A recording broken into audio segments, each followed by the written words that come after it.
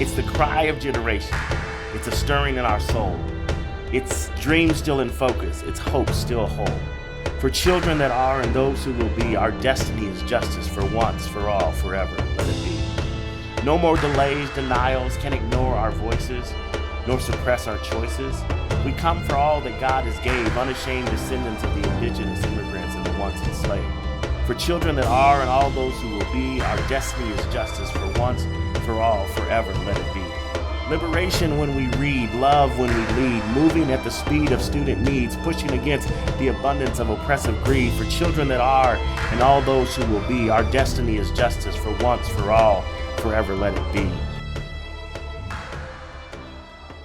All right, guys, here on the Justice Cast with friend, the one and only Bill Kurtz. Bill, thanks for being here with us. Tell folks who may not know you, I mean, you're a legend around here in these parts. Tell folks a little bit about you, and then we'll dive into some of this conversation around justice. All right, it's good to be here, Vernon. Thanks, man. It's good to be here. I like these Justice Cast. Yeah, you know, it's a good opportunity for us. It's a nice little name, nice little twist on the podcast. Yeah. Like it. Well, I came out to Denver in 2003. Yeah. And had the privilege and opportunity to work with the founding team to start DSST. Which is Denver School of Science and Technology. It was Denver School of Science and Technology back in the day. At our, what was then the, we called it the Stapleton campus, but now is the Montview campus. And we call it the mothership. That's what it's called now. It's called the mothership. They call it the mothership now, I guess. Well, Yeah. you know, we didn't allow that back then. We were like, no, we ain't doing any mothership. And maybe that's what happens when you leave a place. But that's true. anyway, so I had the privilege of being a part of that, and we were at that for 20 years, and I just stepped down as the CEO a year ago. What was the impetus of that? What stirred you to come and do that? What was the injustice that I think you saw when you wanted to start DSST? Yeah, well, it was a great opportunity to come to Colorado. First of all, I got recruited. I was doing good work in Newark, New Jersey, which I loved. Because you're from the East Coast. I'm from the East Coast, from Maine, and was in the New York City area and started my education career in the South Bronx. Okay. And loved the South Bronx. That was a really special time for me. And but you are a Nuggets fan, right? Oh no! I know. We can't go to the Nuggets. I mean, I'm not a Nuggets You're not anti-Nuggets, right? I'm not a Nuggets hater, but I'm not a Nuggets fan. I'm a Celtics fan, by the way. But anyways, but yeah, and then I was in the Brick City in Newark for 6 years running a school, and then had the chance to come out here. And I think the opportunity here was to reimagine the way we do high schools in America, to be perfectly honest, and that was the goal, was to come out here and start a brand new high school that did things differently, and it was a great experience. And so the injustice was the idea that when I arrived here in Denver, and we built a vision for the school, and as you know, that vision is, I think, well known today, which is we're going to ensure that every student that walks through what we call the red doors of Montview at that time was going to have the opportunity to make their own choice about going to college, not have that choice made for them, which unfortunately to this day, many low-income kids and black and brown kids still have that choice made for them by the system. And why did that scare people? Because I mean, we've been rocking with DSST pretty much from the beginning. We've had family go through there, and now I've got my youngest daughter is in DSST. Why did that scare people? Why does it still scare people when you say people get the choice, right? Or, oh my goodness, it's a charter. I mean, why are we still having those same kind of fear-mongering when it comes to charters and choice when, to your point, justice is families being able to choose the pathway that best meets their needs to get to the place that they want to get to. We don't have a problem when rich folks do that and they choose private school. We don't have that problem when people choose parochial school. But for whatever reason, when we get to the public school system, people are just in alarm, right? Because parents who don't necessarily have the financial means would dare have the same opportunity to choose a pathway in the public system that helps them get to a great place. Why is that such a problem for folks? Great question. I mean, how much time do we have, Vernon? Unfortunately, I think, there's, this goes all the way back to, I think, what you believe about human nature and what you believe about the human condition. And, unfortunately, I think our world has always had a challenge back to the earliest civilizations, the earliest societies around othering people who look differently than you. So we've always struggled with that, and I think when I came to Denver in 2004, there was this idea that there are paths for kids to take, and those paths are largely determined by what you look like and where you come from. And, when I started DSST, I can still remember to this day a significant, prominent philanthropist in town coming to visit our school, which was then at the Blessed Sacrament School in Park Hill, because our building wasn't ready. Yeah. And I got through saying, hey, this is our goal. We're going to have 100% of our kids go to four-year college if they so choose. And as you know, most kids go to college, not all, but most kids go to college if they have a real choice. Yes. And I remember him saying to me, remind me who's going to go to your school? And which was really code for, okay, how many low-income kids are you going to have in the school? Right. How many black and brown kids are you going to have in the school? Which I think was the prevailing attitude. I'm not trying to pick on this individual because I think we all are born and of the culture in which we live, and that was the air that was breathed in Denver. And as you know, right before I got here on the steps of East High School, I can't remember her name, but a very courageous East High School black identifying senior held a press conference on the steps of East High School and said, this is a school of two populations. Yes. And a school of two different sets of expectations, and if you look like me, you have one set of expectations, and if you look like me, Bill Kurtz, you have a different set, and this is injustice. Yeah. And this happened before DSST started. Right. And so that was the city that we started DSST in, and we essentially said, you know what? Every single child has tremendous potential. Yeah. We all have the capacity to learn in enormously significant ways, and we all deserve to have the opportunity to get the world-class education that our country provides. And shouldn't that be, to me, the mindset, the mentality of the system, period, in public education, right? Why is it that this liberated mindset, this all-children mindset that you brought, and we can get into like how other folks argued that and said, it's not really about all kids, which, all they're creaming off the top, all the stuff we heard during those days. But why would that not be the mandate of the public school system who's serving all kids within a city to say, these structures and systems that have not been working, that have been failing children, it is incumbent upon us to right these wrongs, to change these systems expeditiously because it's not yielding the end that we want. Because, black and brown families are sitting there saying, well, maybe you don't want the same end. Maybe, to your point, maybe you've othered us and said, okay, this path is for the college kid. This path is for the kid who we just need them to be the frontline worker. We're not going to talk to them about engineering opportunities. We're not going to talk to them about science. We're not going to talk to them about math. We've already concluded that they can't learn those things. And here comes this guy from the East Coast who dares say, yeah, they can. And we want to be able to provide those opportunities for them. I remember from the first days at DSST, I think the biggest challenge was it was a different atmosphere than the kids were used to in a traditional public school. There was a little bit, I think those were back in the days when we were like, no excuses models came out, and that's folks kind of launched charters with this kind of framework. What I have been so proud of over the last 20 years is that I think to see the growth and progression and the maturing of DSST, that it has shown that you can be nimble and adapt to the students that are actually in front of you and still achieve a goal. How did you do that? How did you? Well, I think it's important to know, and I would say that, I mean, DSST was always built on a set of values, not on compliance. Yeah. And I think we were of the no excuses era, but not formed in a no excuses model. Yeah. And we always, as you know, from the very beginning, were centered on living a set of core values. Do you know them by heart still? That apply to all of us. What? Do you know them by heart still? Of course. Respect, responsibility, and courage, curiosity, doing your best, and integrity. Look at this. He's not. You're not rusty yet, so you still got it going. You know, I think the that you know, we all values inspire heart change, soul change, not compliance. Yeah.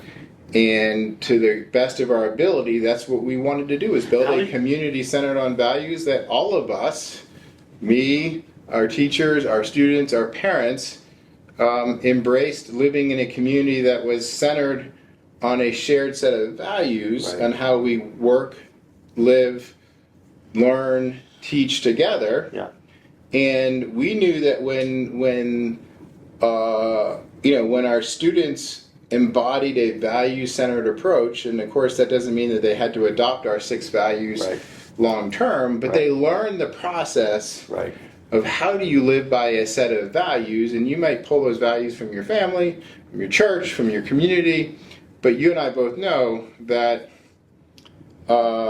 I think to live a fulfilling life, and a life where you have impact and you have integrity, learning how to live by a set of values is a hard thing to do because values conflicts come up every day and we don't do it perfectly, but that was the goal. And so that's why I think DSST, the interesting thing is we have adapted and made changes for sure, but the core of who we are has been the same for the last 20 years, and I think a lot of folks have watched school districts, charter networks in town, lots of folks who have made big right turns, left turns, and tried to meet the moment in their own way.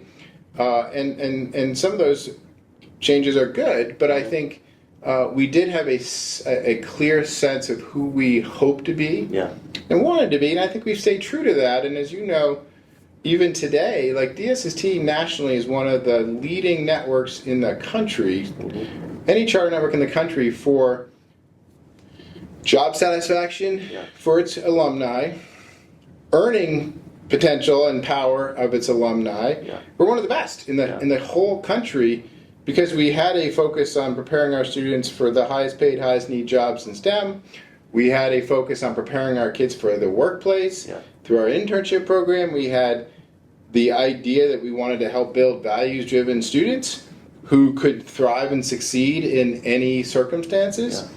And all those things have played out, and we haven't, that core that we were in 2004 is still who we are today, and why we're producing, I think, some of the best and well adapted and ready to take on the world. We just had a student graduate from GVR, 4 years ago, graduated from Harvard. He just posted yesterday in LinkedIn. He's going to start at a startup in San Francisco. Wow. And he essentially talks about the fact that, his resolve to go to Harvard was encouraged and nurtured the very first day of his 6th grade year at GVR. Wow.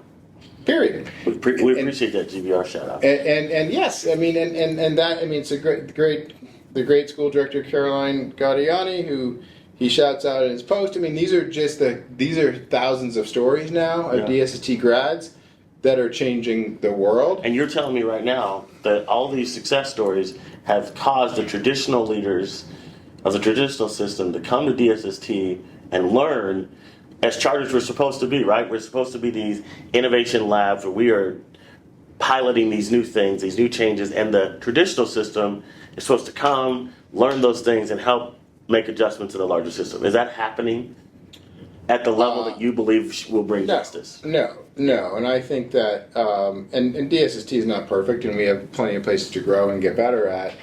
But the reality is that we have lost our way in K-12 today, I think, in many places. And the animating desires and belief to serve all children with excellence, I'm having a hard time finding, and with the passion and the commitment that is needed. You and I both know, we've talked about this for many years, you can't break societal inequity overnight. Yeah. You can't break it with words. You can't break it with performative DEI conversations. You Right. can't break it with LinkedIn posts Right. and social media posts. You can't break it with public comments, in board meetings, Right. or board members pontificating at board meetings. You Right. break it by having schools that work for all kids. Yes. And who are committed to being learning organizations that say, hey, we've got to get better. And right now, as you know, in the federal government has essentially said we're not really interested in K-12 education. Yeah. And so, we can debate whether, all of that. But the reality is, for a kid sitting in Green Valley Ranch today, she doesn't care about which part of our government is doing what about, Yeah. K-12. She just wants a great education. Yes. And whether that's the city, whether it's DPS, whether it's a charter network, whether it's the state, it doesn't really matter. No. What matters is, does she go to school 180 days of the year Yeah. and get a great education where she learns how to read, to do, high level math, where she learns how to think, Yeah. where she's valued for who she is, Yeah. and where she learns how to do hard things. Yeah. And we as adults in society, that is our responsibility and obligation, and I feel like we are looking the other way. Yes, sir. I feel like we have dismantled all the data systems that allow us to understand whether she is able to learn Right. and holding people accountable to ensuring that she's learning that way, and then holding our leaders accountable for not delivering. Yeah. Because as you know, the achievement gaps in our city today are larger than when I got here in Right. 2004. Right. And that's not okay. And we don't seem to have a lot of concern or outrage about that in town. Oh, it's more which than a is- test. They tell us, it's more than a test, man. It's like, hey, as long as they feel good. I said this to somebody who was sitting in the chair. I said, I appreciate that my daughter feels great, that she's having fun. But I sure want her to be able to read.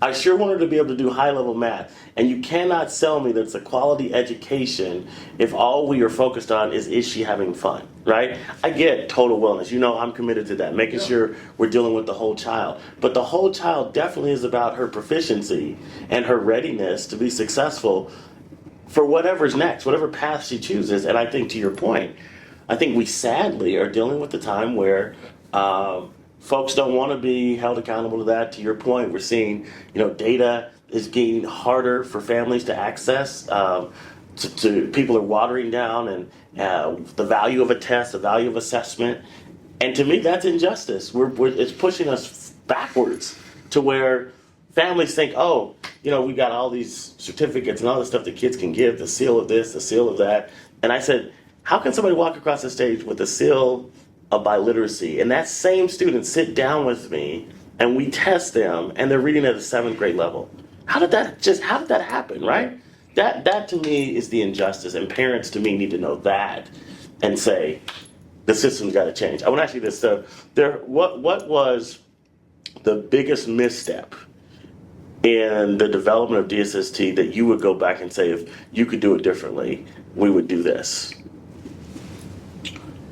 Our biggest misstep was we took off a little bit of our foot on the pedal around challenging our kids to do hard things. Yeah. And I think I think we responded to pressure that I think was well intentioned but not well thought out, around rigor, around expectations, around we don't think kids can do this. Yeah. And I think our response was well intentioned but not well thought out. Yeah. And in the end, I think we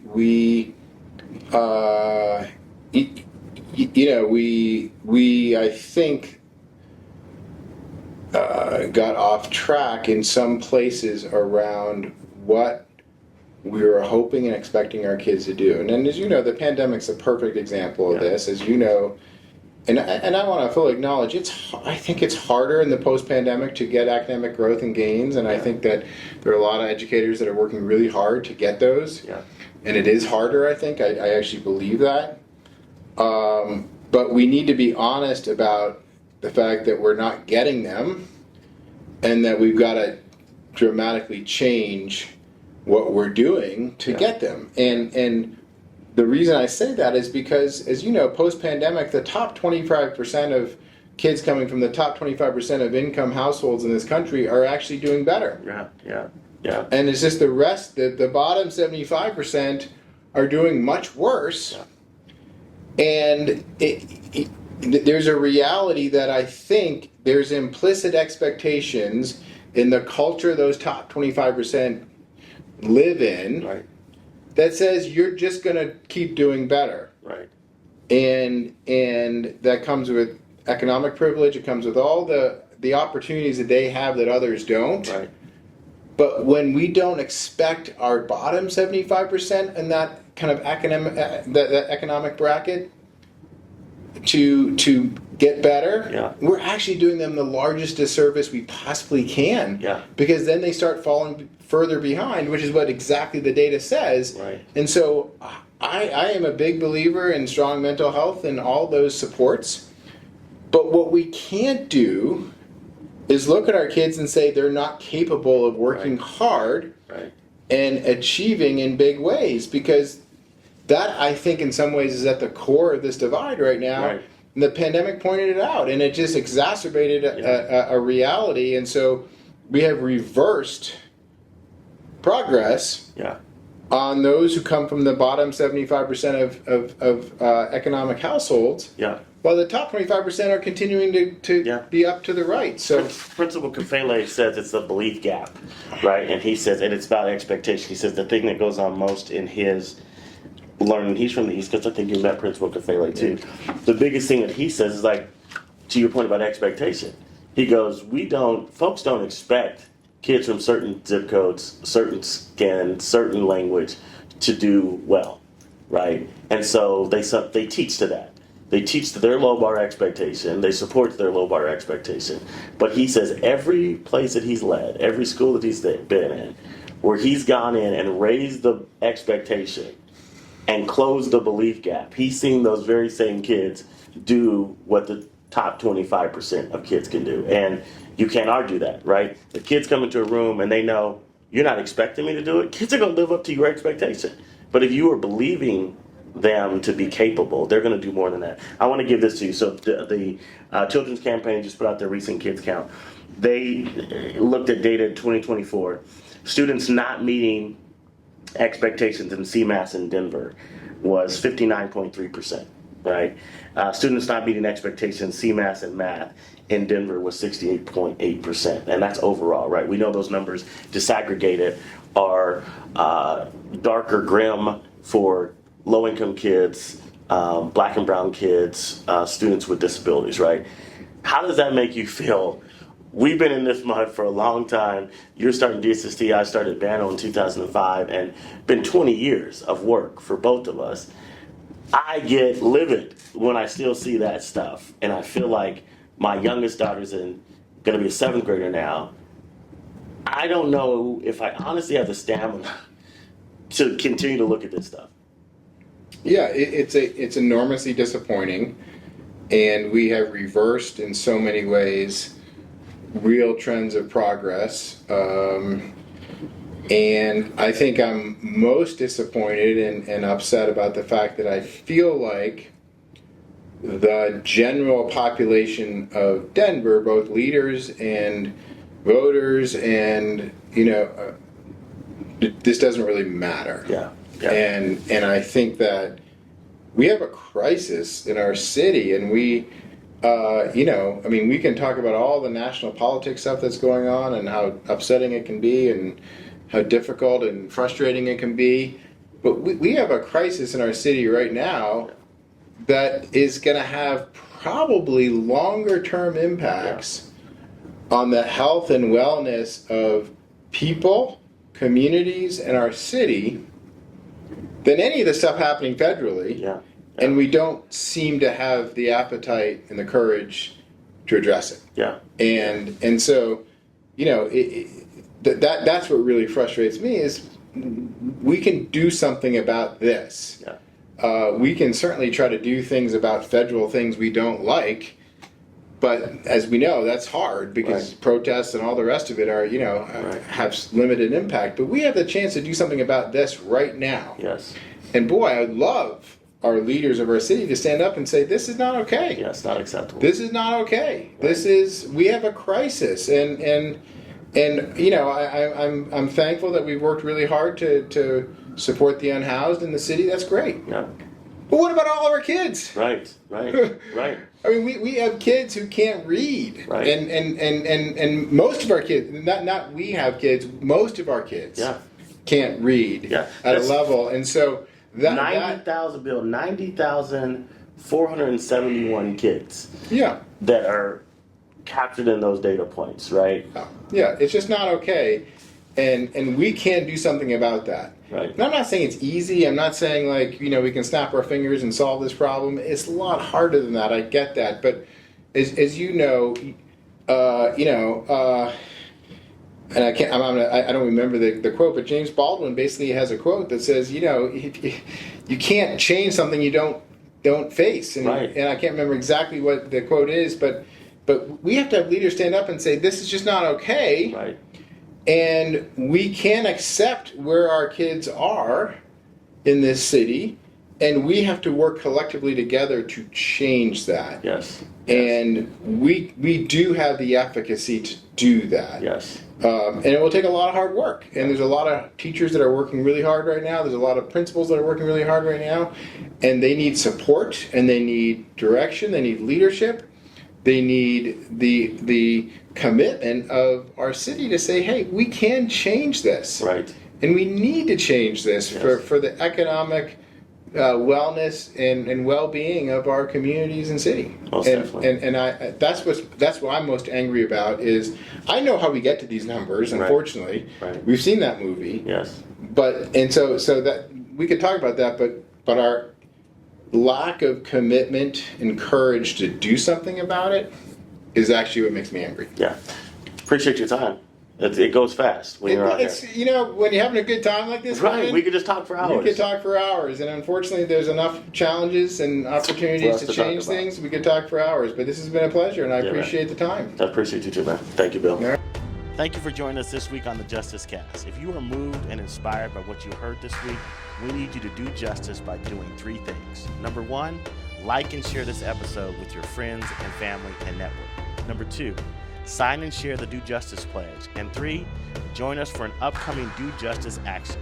You can find those listed on our website at www.faithbridgeco.org. That's www.faithbridgeco.org. Remember, the world we believe for is possible. Do justice.